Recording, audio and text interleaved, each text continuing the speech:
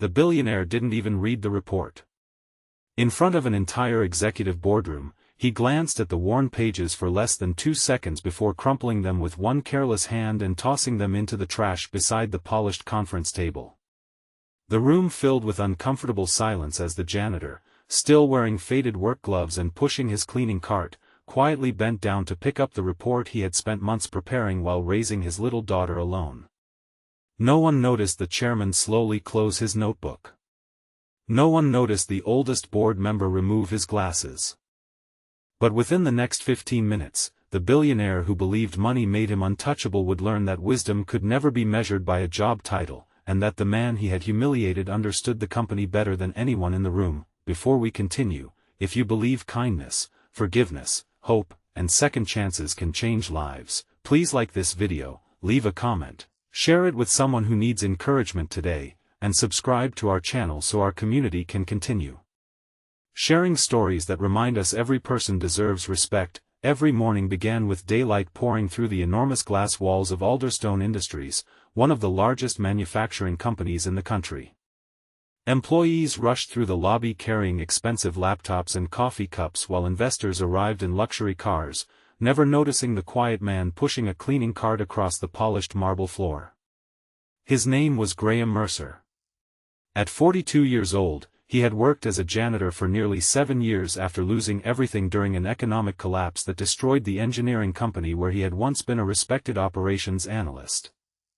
His wife, Claire, had passed away from a sudden illness 2 years later, leaving him to raise their 8-year-old daughter, Elsie, alone. Since then, Graham had accepted whatever honest work he could find because keeping food on the table mattered more than protecting his pride. Every afternoon after school, Elsie waited in the company cafeteria with coloring books while her father finished his shift. She had inherited her mother's gentle smile and believed her father could solve any problem in the world. Graham never corrected her because, in many ways, he tried to live as though it were true. He fixed broken toys for neighborhood children, repaired elderly neighbors' fences without charging them, and quietly helped coworkers whenever equipment failed. Many employees respected him because he never complained. They often joked that Graham knew more about how the building actually worked than the executives who occupied the top floor. Few people realized that Graham spent every lunch break studying production reports that had been discarded after meetings. Years of experience had trained his mind to recognize patterns. He noticed repeated shipping delays, rising maintenance costs, unnecessary supplier contracts, and equipment failures occurring in predictable cycles. Nobody asked him to investigate. Nobody expected a janitor to understand complex operations. Yet each day he carefully wrote notes in an old notebook while eating homemade sandwiches beside his daughter. Months passed before Graham became convinced the company was heading toward a disaster that could cost thousands of employees their jobs. He calculated that one flawed logistics strategy alone was wasting millions every quarter. The numbers were impossible to ignore. After checking every calculation repeatedly, he spent 6 weekends creating a detailed report explaining exactly how the company could avoid catastrophic losses and improve efficiency without laying off workers. Several supervisors quietly encouraged him to submit the report. Most doubted executives would ever read it, but Graham believed that if his ideas could save even one family from unemployment, the effort would be worthwhile. On the morning of the quarterly board meeting, Graham carefully placed the report into a simple blue folder. His shirt was neatly ironed despite its age. His boots had been polished until they almost looked new. Before leaving home, Elsie hugged him tightly and told him she believed everyone would finally see how smart her dad really was.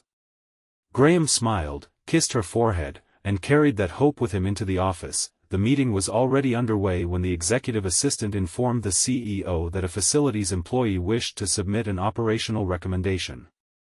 The billionaire chief executive, Preston Hawthorne, had built a reputation as one of the youngest corporate giants in the country. Brilliant with investments but increasingly arrogant, Preston believed valuable ideas only came from expensive consultants and prestigious universities. Success had slowly replaced humility with pride. Without looking up from financial projections, Preston impatiently waved Graham toward the table. Several executives glanced at one another, curious why a janitor had entered the boardroom. Graham respectfully placed his report before the CEO and stepped back. Preston flipped through only the cover page before laughing softly. He commented that the maintenance staff should focus on mops instead of management. Then he crushed the report into a loose ball and tossed it into the nearby trash basket as though disposing of yesterday's newspaper. The room froze. Graham quietly walked to the trash, retrieved the wrinkled pages, smoothed them against the table with trembling hands, and prepared to leave without saying another word. That was when Chairman Theodore Sinclair finally spoke. The elderly chairman had remained silent throughout the exchange. Unlike many directors, Theodore had started his own career repairing machinery in a textile mill before slowly climbing through decades of honest work. Experience had taught him that intelligence often wore ordinary clothes. That he asked Graham to remain where he was. Then he turned toward Preston and calmly requested that the report be presented before the meeting continued. Preston reluctantly agreed, convinced the presentation would simply waste everyone's time. Graham took a deep breath. Instead of speaking with anger, he began explaining the company's supply chain using handwritten diagrams. He identified hidden transportation bottlenecks, duplicate vendor payments, overlooked maintenance schedules, inventory forecasting errors, and a contract clause that rewarded suppliers for delays rather than efficiency. Every observation was supported with exact figures gathered from publicly available company reports and operational records. Within minutes, board members stopped checking their phones, several leaned forward, others began comparing Graham's numbers with the official financial statements lying before them. The chief financial officer suddenly frowned. The operations director quietly recalculated one section. An outside auditor asked permission to examine the report more closely. Silence filled the room once again, but this time it carried respect instead of embarrassment. The figures were correct, not approximately, exactly. The projected annual savings exceeded $180 million. Even more alarming, Graham's report exposed that a consulting firm hired personally by Preston had recommended the very strategies causing the company's mounting losses.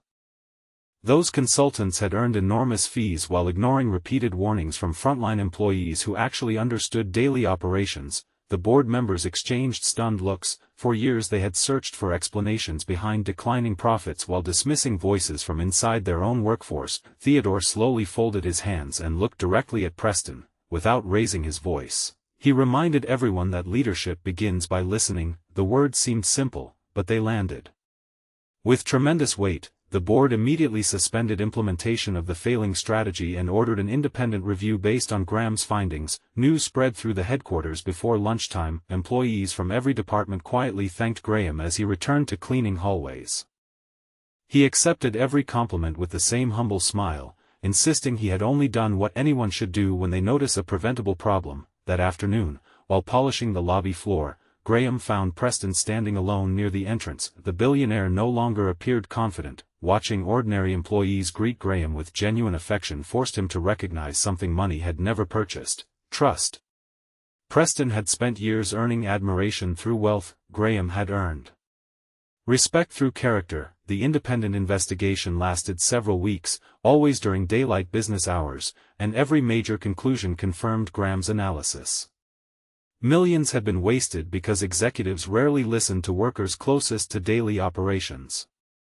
Maintenance crews had repeatedly reported recurring equipment failures. Warehouse staff had noticed shipment inconsistencies. Drivers had suggested more efficient delivery routes. Their observations had been buried beneath layers of management. The board decided sweeping changes were necessary. Suggestion programs were redesigned so every employee, regardless of position, could submit operational improvements directly for review. Managers were required to spend time working alongside frontline teams.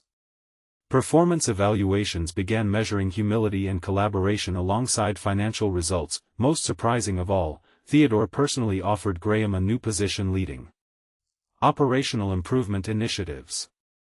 The salary would transform his daughter's future. Graham requested one day to think about it. He spent that afternoon walking through a sunny neighborhood park with Elsie. She listened carefully as her father explained that promotions meant responsibility, not superiority. She asked whether the billionaire had apologized. Graham admitted he had not. Elsie smiled with the simple wisdom children sometimes possess.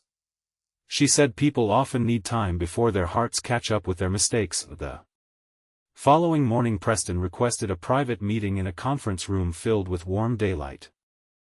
There were no cameras, no reporters, and no audience. For the first time in years, he admitted he had forgotten where he came from.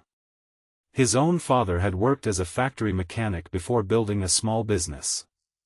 Success had erased those memories until watching Graham retrieve that report from the trash forced him to see the man his father would have been. Preston sincerely apologized. He admitted the greatest mistake had not been throwing away the report, it had been throwing away a person's dignity. Graham accepted the apology without hesitation. Forgiveness, he explained, does not erase painful moments. It gives people the chance to become better than those moments. Months later, Alderstone Industries became known not only for financial recovery but also for a workplace culture unlike any competitor. Employee ideas flowed freely.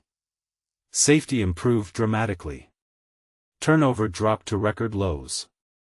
Productivity climbed because workers finally believed their voices mattered. Graham never forgot where he had started. Although he now occupied an executive office, he still greeted custodians by name every morning. He often joined them for lunch, remembering how invisible he once felt. His office door remained open to everyone from interns to senior managers. Elsie proudly watched her father speak during the company's annual family celebration held beneath bright afternoon skies. Instead of discussing profits, he spoke about kindness, respect, and the hidden potential inside ordinary people.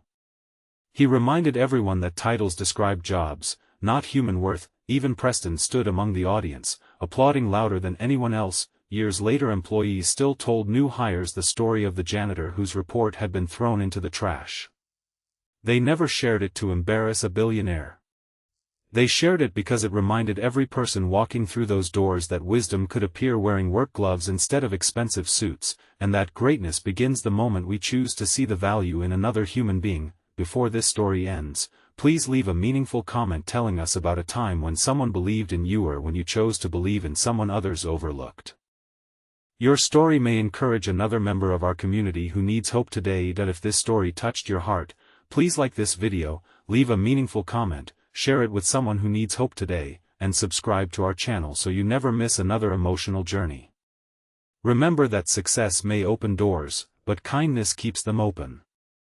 The greatest leaders are not remembered because they stood above others, but because they lifted others with them, proving that every act of respect has the power to change a life, a family, and sometimes even an entire company.